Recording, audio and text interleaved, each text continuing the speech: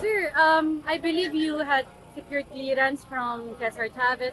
Kachat ko siya, sabi niya, dapat told you daw na should have coordinated with MMDA and the NPDC. What happened? Well, that's exactly what we did. Matapos ang meeting kay Cesar Chavez, nakipag-meeting ang aming organizers sa MMDA, the top leadership of the MMDA. In fact, nagpadala nga ang MMDA ng portalets dito eh. Patunay yan na para sa kanila, walang problema itong rally.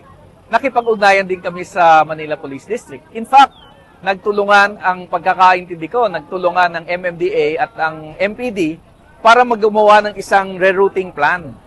Very complex nga yung rerouting plan nila eh. Marami silang kalsada na supposedly hindi pwedeng daanan, sarado. Precisely para payagan ang mamamayan na magtipon dito and that it would cause pinakamaliit na epekto sa mga motorista. Kaya talagang gulat na gulat kami na kaninang madaling araw, ang sinasabi na nila, hindi na daw pwede. Para saan pa yung mga meetings na ginawa namin? Para saan pa yung rerouting plan? Para saan pa itong mga portlets ng MMDA? What happened last night? Hindi natin alam bakit nagbago bigla ang kanilang policy. Either sila ay masyadong napapraning dito sa ating pagkilos, or yung sa tingin namin, ayaw talaga nila ng may rally dito sa Maynila. Kasi dito, sa rally na ito, magpapangalang kami ng mga corrupt eh. We will not stop at general calls na lahat dapat managot. Papangalanan namin si President Marcos, si Vice President Duterte, yung mga senador at congressman na sangkot. At sasabihin natin ano yung kanilang mga kasalanan at pananagutan. Baka yan ang kinakatakot ng mga otoridad ng Philippine National Police at ng Malacanang. Pero hindi tayo papipigil. Tuloy ang protestang bayan. Tingin namin importante marinig ng ating mamamayan ang ating mensahe. And so sa abot ng makakayanan, we will try to hold the program here. For bayan, isa pa. Tingin ko gusto nilang ma-intimidate yung mga magpa-participate dito. Kasi mula kaninang madaling araw, yan na yung balita eh, na ayaw ng pulis, pagbabawal, bubuwagin. And I think that is a SIWAR ang ginagawa ng PNP para mabawasan ang bilang ng ating mga participants. Kaya ang panawagan natin sa publiko, huwag tayo magpapa-intimidate sa PNP.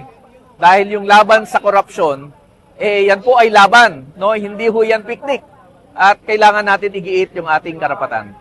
For bayan specifically, pre-announce nyo naman na before na you will call both President and Vice President to resign. And then merong statement ata si SND Chodoro na you cannot commit sedition directly or indirectly. You think like that's directly related to what's happening here? Siguro iniisip nila seditious yung panawagan ng pagbibitiw sa pwesto ng mga opisyal ng gobyerno. Pero yan ay provided sa ating konstitusyon eh. In fact, the Constitution has a way o has a system na kung sakasakaling magbitaw ang sa posisyon ng presidente at vice presidente, may kapalit yan. Kaya hindi pwedeng unconstitutional or seditious ang anumang panawagan ng resignation. Pinagdaanan na natin yan nung time ni Erap, nung time ni Gloria, at syempre nung time ni Marcos, nung diktador. Wala naman nagsabi noon na unconstitutional na bawal yung ganung panawagan. Do you have a message for Mayor Isko Moreno? Parang siya yung makakapag-intervene at this time. Well, kay Mayor Isko, we appreciate naman na pumayag ang kanyang opisina na mangyari ito.